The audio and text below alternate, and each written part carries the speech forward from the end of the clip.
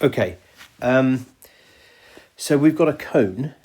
We don't know anything about it. We don't know any measurements of this specific cone, but we know the relationship between the area of the base here, right, and the area of the entire thing, so all the way round plus the base.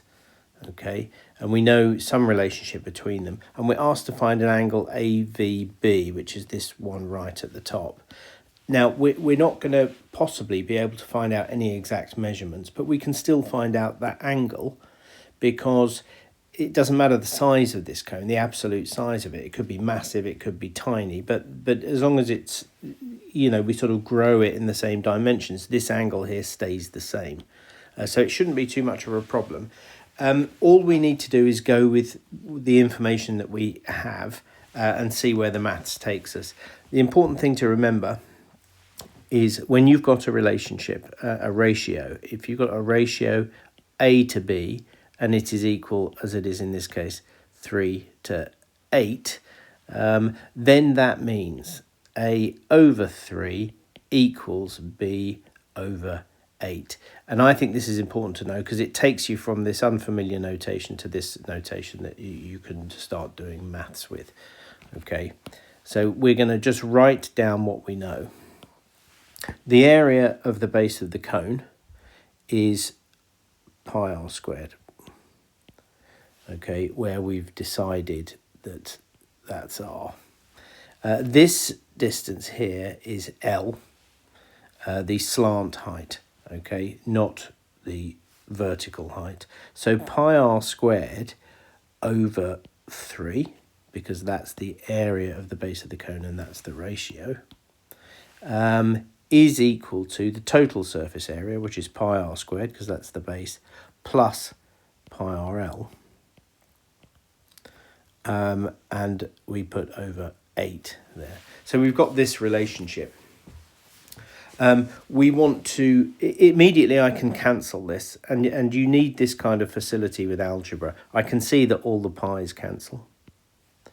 I can cancel an r as well. That'll turn that to a 1, turn that to a 1, and it'll get rid of that r. So that means I've got r over 3 equals r plus L over 8. Now, if I cross multiply, that's to say I multiply by 3 and then I multiply by 8, I end up with 8r equals 3r plus L, and I can expand that bracket straight away and say 3r plus 3L. And then if I take away 3r from both sides, I've got 5r equals 3L. And then I'm going to divide by 3, and I'm going to show you why. I'm going to divide both sides by 3 and divide both sides by 5, and that gives me r over 3 equals L over 5. Let's make that clear. Okay. Now, then I've got an expression where I can write the ratio. So I can say r to L is equal to 3, 5. Okay, so we're using that relationship again between a ratio between two things and this notation here, which we've come from when we're now using to go back to the ratio.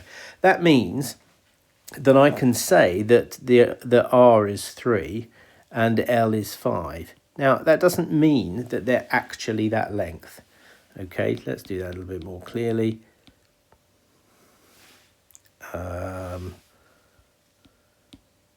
3 to 5.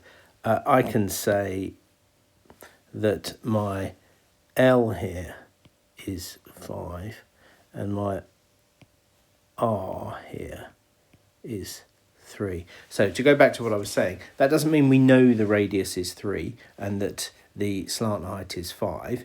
I mean, it could be that the radius is 6 and the slant height is 10, or the radius is 30 and the slant height is 50. It doesn't matter. As long as they're in that ratio, then this angle here, which we're going to work out, it's actually going to work out half of this one, is going to be the same.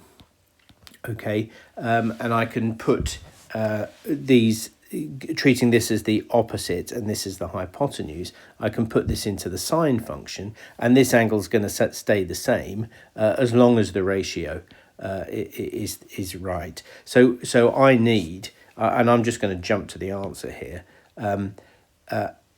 angle AVB equals 2 times the inverse sine of the opposite over the hypotenuse, and that's 3/5. And I can go ahead and work that out on my calculator. So 2 times the inverse sine of something that's a fraction, and that's 3/5, and it's given me an answer there of 73.73. What does it want? 1 decimal place, so 73.7 is right. 73.7.